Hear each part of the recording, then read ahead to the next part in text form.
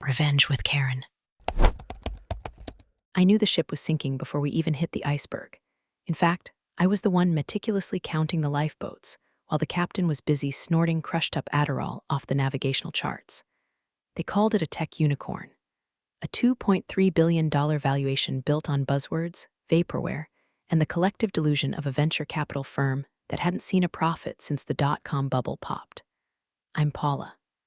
I'm 45. I live in Jersey, and I have a resting face that says I've read the footnotes on your expense report, and we both know that strip club wasn't a client dinner. My official title was Chief Compliance Officer. My unofficial title was the bitch who says no. For 16 months, I lived inside the regulatory colon of this company. I scrutinized every S1 filing, every risk disclosure, every clause that kept the SEC from turning our office into a crime scene tape exhibit. An IPO isn't a party. It's a colonoscopy performed by the federal government, and I was the doctor holding the camera. The office vibe in those final weeks was like a frat house the morning before finals, if the frat house was located in a WeWork, and everyone was high on greed. You could smell it, a mixture of nervous sweat, stale LaCroix, and the distinct, metallic scent of unearned arrogance. The engineers were picking out colors for their Lamborghinis. The sales team was already spending commissions that didn't exist yet. And then there was Brad. Brad was our CFO. Brad was 32, wore loafers that cost more than my mortgage, and had a smile that looked like it was calibrated by a focus group to maximize trust while minimizing accountability. He was the kind of guy who used synergy as a verb and headcount as a euphemism for human beings. He treated compliance like a pesky rash, something to be ignored until it became unsightly. Paula, he'd say, leaning against my doorframe with that casual lean that says I own this building. Why are we bogging down the narrative with all these risk factors? The investors want a dream, not a disclaimer. Because, Brad, I'd reply, not looking up from my dual monitors, if we don't disclose the fact that our proprietary algorithm is currently held together by duct tape and 3 interns in Belarus, the SEC will put us in federal prison. And orange really isn't your color. He'd laugh. That hollow, breathless laugh that rich people do when they think the help is being cute. You worry too much, P, that's why we pay you. That was the dynamic. I was the brakes, he was the gas. We were hurtling toward Wall Street at 100 miles an hour. Now, before I tell you how I burned this entire kingdom to the ground with a single signature, do us a small favor. If you've ever had a boss who made you want to drink bleach for breakfast, hit subscribe, and maybe give this story an upvote. It fuels our cold, dead heart. Anyway, back to the impending train wreck. The week before the IPO was Hell Week. The filings were finalized. Roadshow was done. The bankers were salivating. The air in the office was electric, vibrating with the anticipation of the bell ringing on the NYSE. I had spent 14-hour days ensuring that every I was dotted and every T was crossed. My eyes felt like they were filled with sand. My blood was 80% espresso.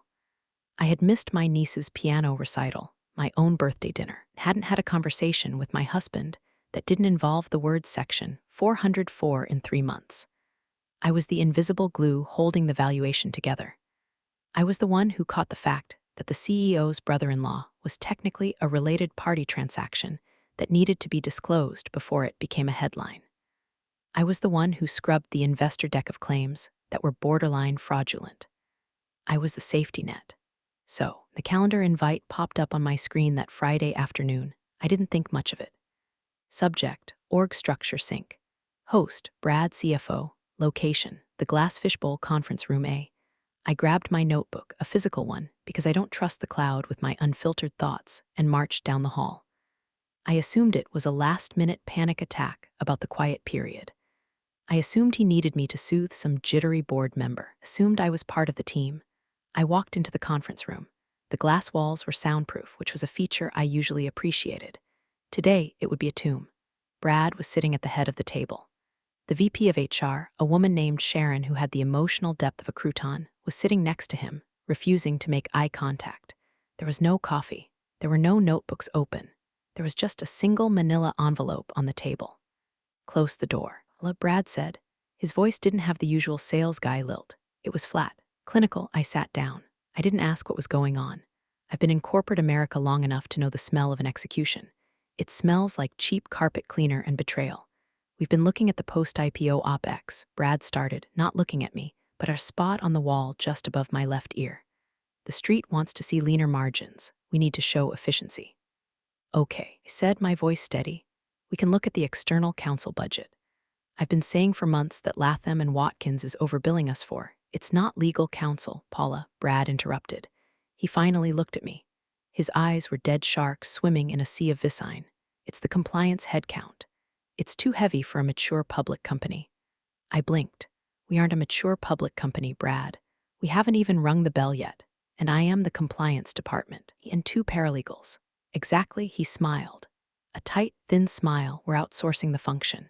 We found a firm that can handle the monitoring for a third of the cost. The board agreed this morning. He slid the envelope across the table. Your position is being eliminated, effective immediately. We're offering you 2 weeks of severance if you sign the NDA today. We need your badge and laptop. I looked at the envelope. Then I looked at Brad. Then I looked at Sharon, who was aggressively studying her cuticles.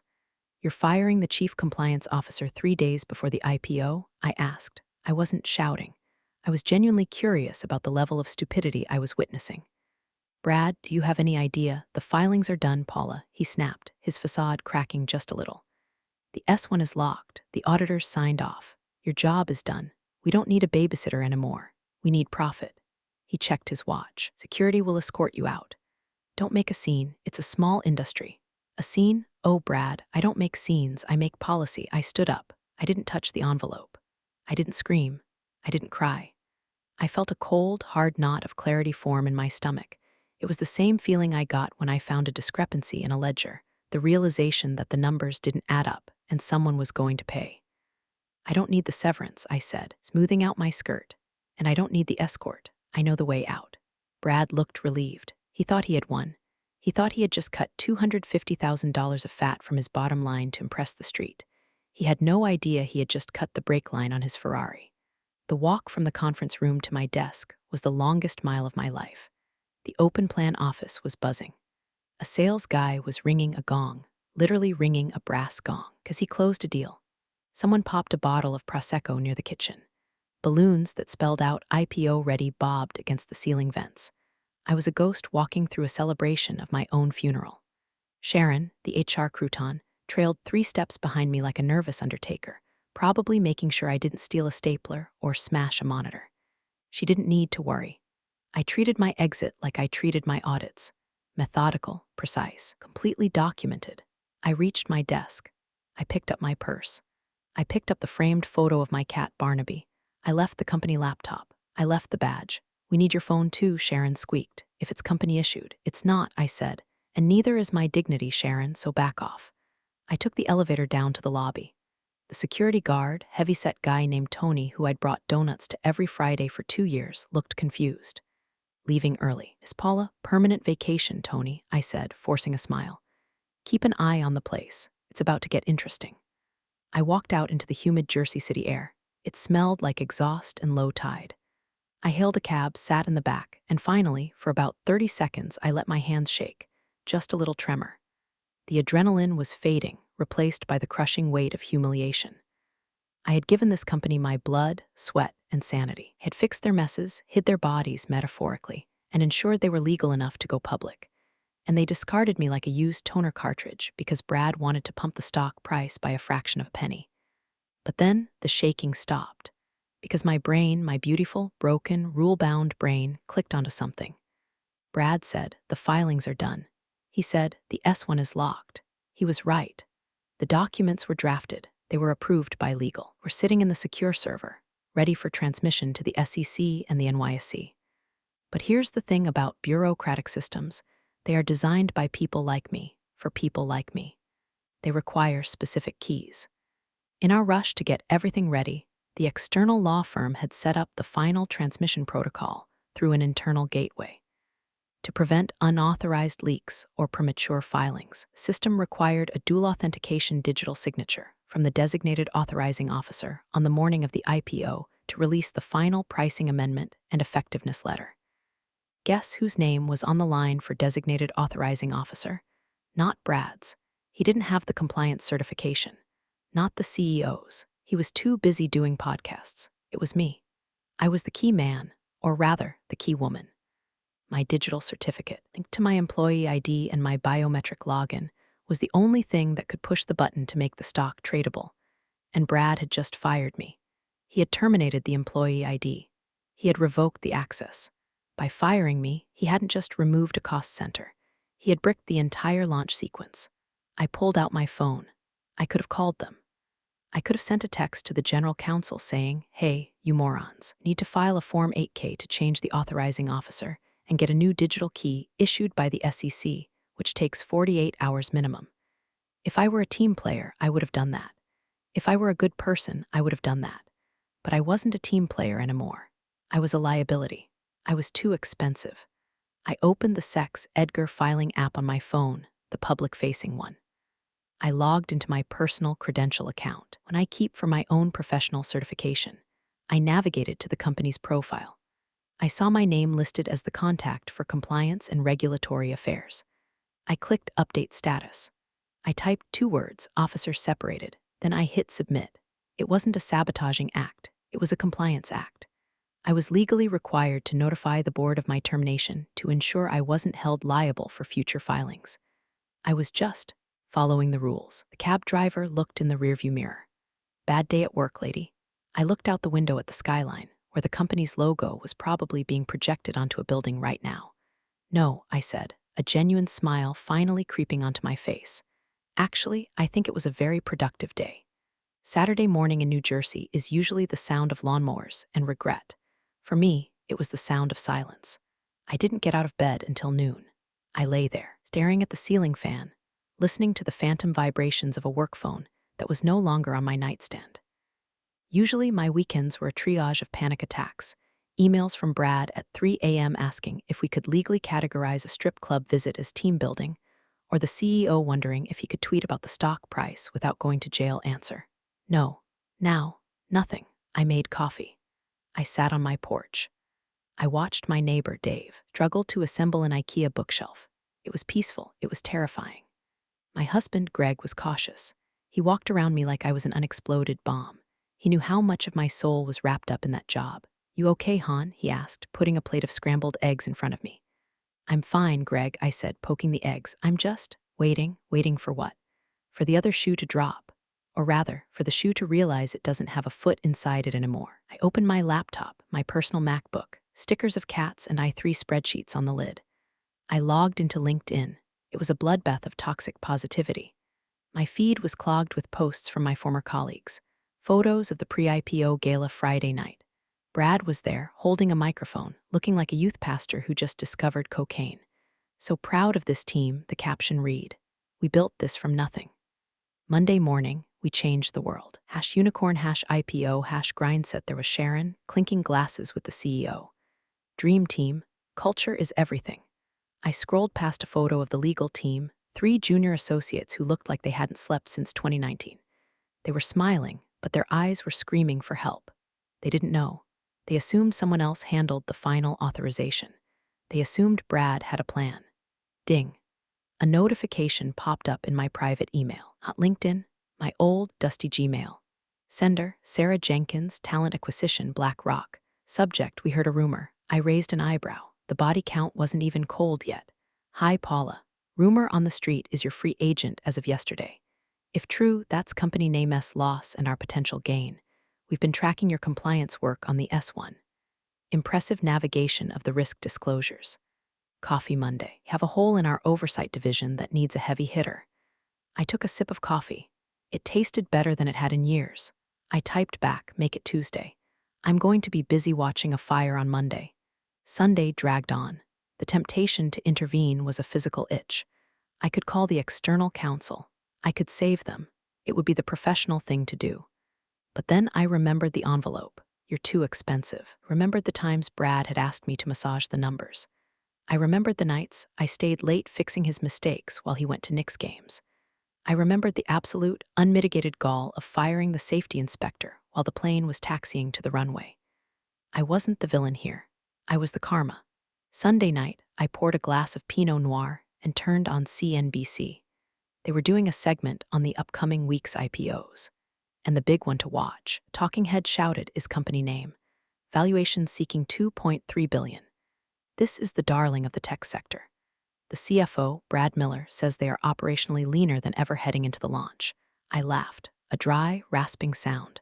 Leaner, I whispered to the TV. You have no idea, Brad. I went to sleep like a baby.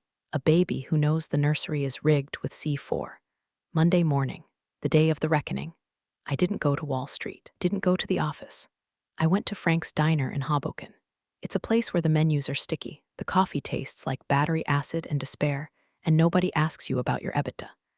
I sat in a corner booth with a view of the TV mounted above the counter. It was tuned to CNBC, volume low, closed captions on. 9:00 a.m. The pre-market coverage was in full swing. The camera cut to the floor of the NYSE. There was the podium. There was the banner with my old company's logo. There was Brad, standing next to the CEO, clapping like a seal. He looked fresh, rested. He was wearing a suit that probably cost more than the diner I was sitting in. I ordered eggs over easy. And keep the coffee coming, I told the waitress. I'm watching a comedy. 9:15 a.m. The bell ceremony was starting. The CEO rang the gavel. Confetti cannons fired. Everyone cheered. Chiron on the screen flashed. Ticker set to open. Indicated price, $24, $26. I took a bite of toast. I checked my watch. At this exact moment, in the back offices of the exchange and the clearing houses, the systems were attempting to handshake with the company's filing server. They were looking for the effectiveness order, the final digital key that says, yes, the SEC has blessed this mess, and the authorized officer has signed off on the final pricing. The system would be pinging my employee ID. My employee ID would return a user-disabled error. The system would then check the backup. The backup was, oh wait, there was no backup, because Brad cut the redundant headcount to save 40 grand a year. 9:29 a.m., the countdown. The floor traders were gathered around the specialist post, waiting for the first trade. 9:30 a.m., the market opens. The bell rang. Trading started across the board. Green numbers, red numbers, flashing lights. Except for one ticker. On the screen under the smiling face of Brad, the ticker for our company sat frozen. Ticker, no price, no volume. I leaned forward. 9:32 a.m. The smiling faces on the podium were starting to twitch. The CEO was looking at his phone. Brad was looking at the specialist, who was frantically typing on his terminal and shaking his head. On the TV, the anchor frowned. Looks like we have a slight delay on the opening of company name. Probably just a technical glitch. High demand, maybe? Technical glitch, I muttered, sure. 9:35 a.m., the banner changed. It turned bright red, trading halted, regulatory imbalance. The text scrolling at the bottom of the screen was pure poetry. NYSE reports unable to verify final effectiveness filing. Authorizing signature missing or invalid. I saw Brad pull his phone out, was tapping furiously. Then he stopped. He stared at the screen. He looked around the podium. He looked like a man who had just realized he walked into a gunfight carrying a banana. The waitress came by to refill my coffee. Honey, you okay? You're grinning like you just won the lottery. Better, I said, watching the chaos unfold on the screen. I just watched my ex-boyfriend crash his car. By 9:45 a.m., the rumors started hitting the financial blogs. I refreshed Twitter on my phone. At Stock Guru, hearing rumors that company fired their compliance chief on Friday and forgot she was the only one with the SEC keys. Elmau, #amateur hour at Wall Street bets. Short this thing to oblivion. If they can't file a form, they can't run a company. The camera cut back to the podium. The confetti was still on the floor. The smiles were gone. Security was moving in to escort the executives off the floor, not because they were in trouble yet, but because they looked like idiots standing there while their stock failed to launch. Brad looked pale. He looked like he was about to vomit on his $5,000 loafers. I finished my eggs. I wiped my mouth with a paper napkin. My phone, sitting on the table, lit up, caller ID Brad Miller. I let it ring. It rang again and again. I picked it up, looked at the screen, and then pressed the red decline button. I wasn't ready to talk. Not yet. The price of my consulting fee was going up by the minute. My phone didn't just ring, it had a seizure. After I declined Brad, the CEO called. Then the general counsel. Then Sharon from HR, probably calling to ask if I could pretty please come back and fix the $1 billion error she helped facilitate.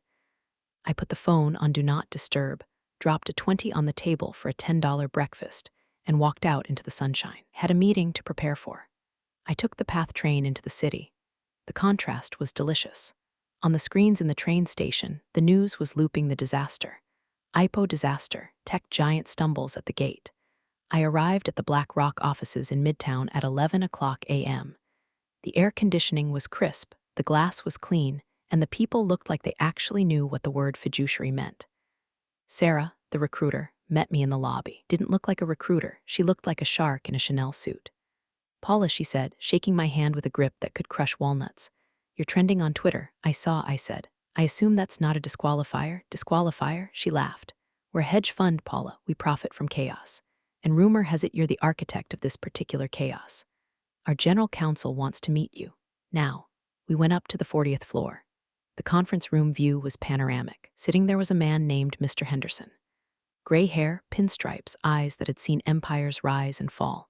"So," Henderson said, sliding a bottle of Pellegrino across the table, "let me get the timeline right. They fired you Friday. They didn't revoke your SEC standing. They didn't appoint a successor. And they tried to go public this morning. That sums it up," I said. "And you didn't tell them?" I took a sip of the water. "Mr. Henderson, on Friday afternoon, was told I was too expensive for the company's future. I was stripped of my access and my duties. It would have been a violation of my NDA to perform any work duties after my termination. Warning them would have been work." Henderson looked at Sarah, then he looked back at me. A slow, genuine smile spread across his face. "I like her," he said. "She's dangerous. We need dangerous." While we were discussing my potential future, my past was burning down. 12:30 p.m., I finally checked my voicemail. "Message 1, Brad, Paula, pick up. We have a technical glitch. We need your login. Just text it to me. Hurry." Message 2, Brad, Paula, seriously, this isn't funny. The exchange has halted us. Legal says we need a signature. Call me. Message 3, CEO, Paula, this is CEO name. There's been a misunderstanding regarding your departure. We need to discuss a consulting arrangement immediately. Name your price. Message 4, Brad, screaming, "You did this on purpose. You vindicative bitch. I'm going to sue you into the ground. Pick up the phone." I played the screaming message for Henderson. "He sounds upset," Henderson noted dryly. "He's about to be unemployed," I said. "The SEC doesn't like it when you lie about having a compliance officer. It's considered material misrepresentation." "Indeed," Henderson said. "So, Paula, we want to hire you. Senior VP of Compliance. Double your old salary, bonus structure that would make your old CEO weep." "I accept," I said, "but I can't start until next week." "Why?" "Because," I said, checking my watch, "I have a feeling I'm going to be hired as an independent consultant by a very desperate tech company in about 10 minutes. And I have a very specific rate in mind." "How much?" Sarah asked. $600 an hour, I suggested. Henderson shook his head. "Paula, look at the stock ticker. It's at 0. They are losing millions in reputation every second. Don't insult them with $600. He leaned in. "Ask for $1,500 and a written apology." I smiled. "I like the way you think." By Tuesday morning, the narrative had shifted from technical glitch to fraud investigation. The SEC didn't just keep the trading halted. They sent a formal inquiry letter. A company claims to have a compliance officer on their S1 filing, but that officer is sitting at home watching Netflix while the CFO screams into a void. The feds get curious. I was sitting in my living room, wearing pajamas and a mud mask when the courier arrived. It wasn't a lawsuit. It was a contract. It was from the company's external law firm, Latham and Watkins. A partner I knew, a decent guy named Mike, had sent it over. Scope of work, interim compliance remediation. Rate, $1,500/hour. Term, until IPO effectiveness is restored. Attached was a sticky note from Mike. I told them they were idiots. "Please help us fix this before I get disbarred." I signed it, but I added an addendum. Work to be performed remotely. No direct contact with Brad Miller. All instructions must come through the board of directors. I faxed it back. Yes, legal still uses fax. It's harder to hack. Within an hour, I was logged back into the system as a consultant. The digital wreckage was impressive. In their panic, the junior team had tried to override the signature requirement by uploading a PDF of my old signature. That was a felony. I screenshotted it immediately and sent it to Mike with the subject line, "Do you want to go to jail or should I delete this?" He replied instantly, "Delete IT." Oh God. I spent the next 6 hours untangling the knot. I had to file a Form 8K disclosing the departure of the compliance officer, me. I had to file an amendment to the S1, appointing an interim officer, also me, but expensive me. I had to draft a letter of apology to the NYSE explaining the administrative error. I was fixing the house I had been kicked out of and charging them a mortgage payment every hour to do it. But the real twist wasn't the money, it was the internal comms. Because I had my admin access back, I could see the internal Slack channels. The Hash General channel was a dumpster fire. Are our options worthless? I bought a boat on credit on Friday. Help. Brad is in the boardroom with the lawyers. I heard shouting. Then I found the Hash exec private channel. Brad, she sabotaged us. We need to spin this. Say she was incompetent and we fired her for cause, and the delay is us fixing her mess. CEO, Brad, shut up. The lawyers say if we slander her, she walks. If she walks, the SEC audits us for real. We are hostage. Brad, I can't believe we're paying her this much. It's extortion. General counsel, no, Brad, it's the market rate for stupidity. You fired the only person who knew how to start the engine. Pay her. I took a screenshot of that, too, for my scrapbook. Then my phone rang. It was the chairman of the board, a serious man named Arthur, who usually only spoke to God and other billionaires. Miss Paula, he said. His voice was gravel and old money. Mr. Chairman, we have a board meeting tomorrow morning. Emergency session. We need you there to present the remediation plan to the investors. I'm working remotely, sir, as per my contract. Paula, he said, and the tone dropped. We need you in the room. The institutional investors are threatening to pull out. Need to see the person in charge of compliance is competent, and currently you are the only person they trust. I'll be there, I said, but I have one condition. Name it. I want Brad in the room, and I want him to stay for the whole presentation. Arthur paused. Done. I hung up. I looked at my closet. I needed a suit, not my worker bee suit. I needed my executioner suit. I pulled out a vintage Armani blazer I'd bought at a consignment shop years ago and never had the guts to wear. It was sharp enough to cut glass. Tomorrow wasn't just a meeting. It was an autopsy. Walking back into that building on Wednesday felt like entering a parallel dimension. The IPO-ready balloons were deflated on the floor, looking like sad, wrinkled grapes. The reception desk was unmanned. The silence was heavy. I stepped off the elevator on the executive floor, heads turned. Whispers started. Is that her? That's Paula. She looks taller. I walked into the boardroom. The long mahogany table was full. The board of directors, the CEO, the general counsel. And at the far end, looking like he hadn't slept or showered in 48 hours, was Brad. He looked at me with pure venom. I looked at him with professional indifference. Miss Paula, Arthur, the chairman, nodded. Thank you for coming. I took the seat at the opposite end of the table from Brad. The power dynamic was palpable. Let's cut to the chase, Arthur said. The SEC has suspended our offering. The NYSE is furious. BlackRock is asking if we are running a Ponzi scheme. Miss Paula, what is the status of the compliance remediation? I opened my folder. I didn't use a slide deck. I used paper.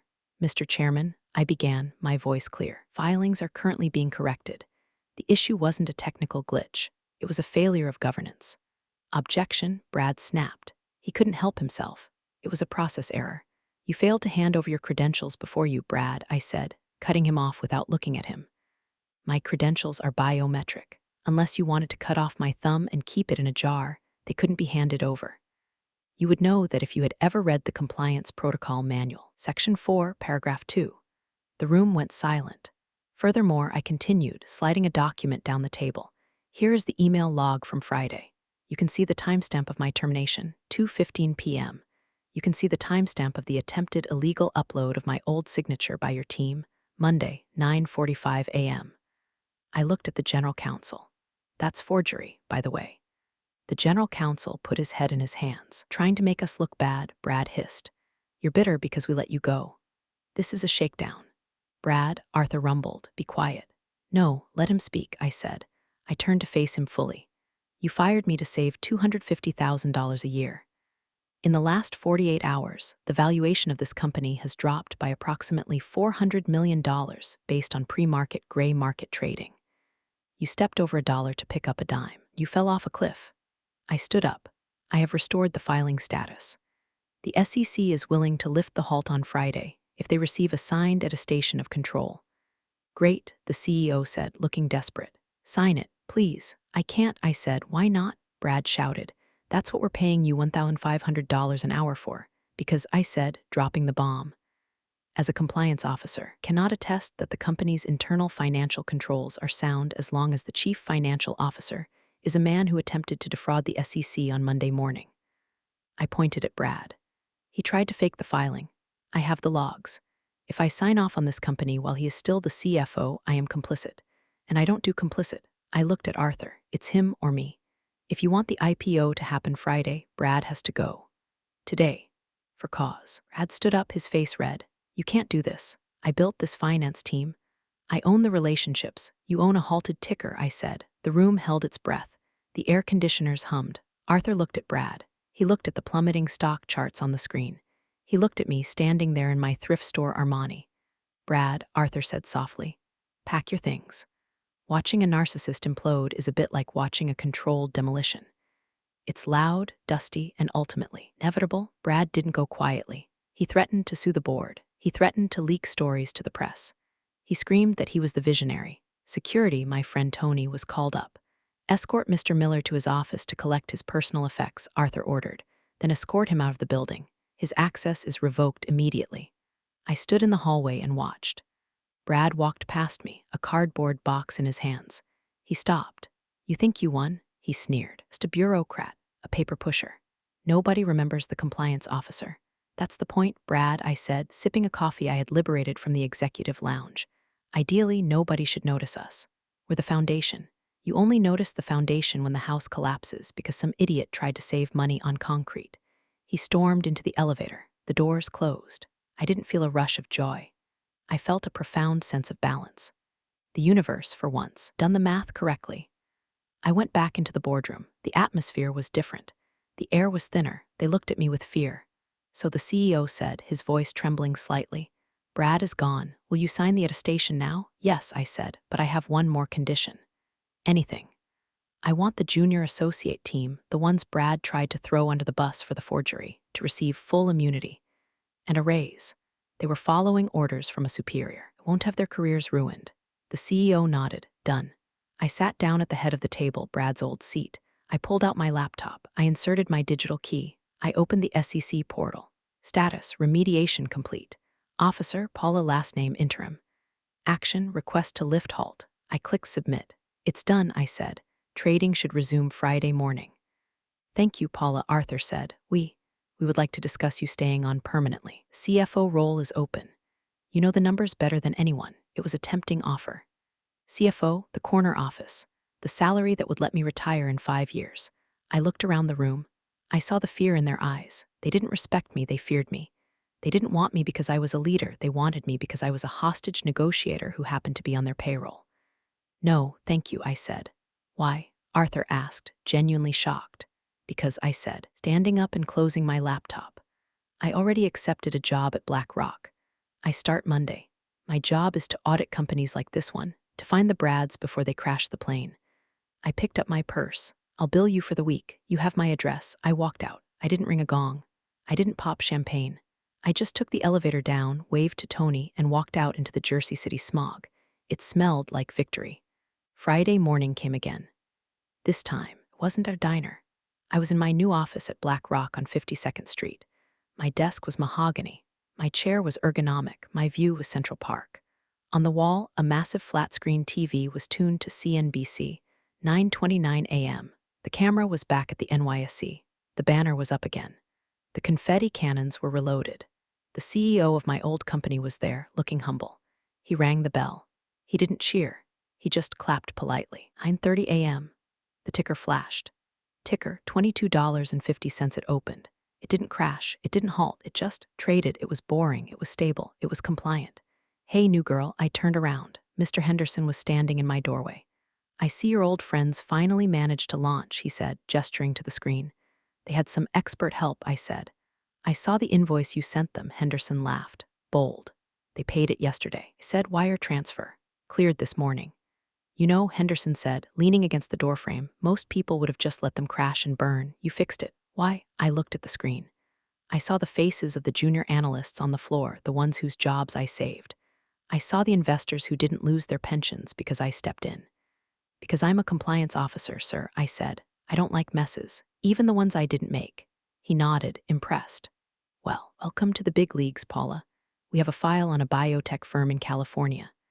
Their CFO just bought a private island, but they haven't shipped a product in 3 years. Take a look, I smiled, a real smile, not a corporate grimace. Send it over, I said. I love a good island. He left. I turned back to the screen. The stock was ticking up slightly. $22.75, $23.00. I took a sip of my coffee, expensive corporate coffee that didn't taste like battery acid. I opened my drawer and pulled out the check stub from my consulting fee. The total was staggering. It was enough to pay off my house. It was retire on your own terms money, earned by simply refusing to be fucked. I thought about Brad, probably sitting in his overpriced apartment, updating his LinkedIn to say he's a strategic visionary in transition. I picked up my pen, a nice, heavy Mont Blanc that I treated myself to. Some people think revenge is a dish best served cold. I disagree. Revenge is a dish best served with a W-9 form and a legally binding invoice. I turned off the TV, back to work.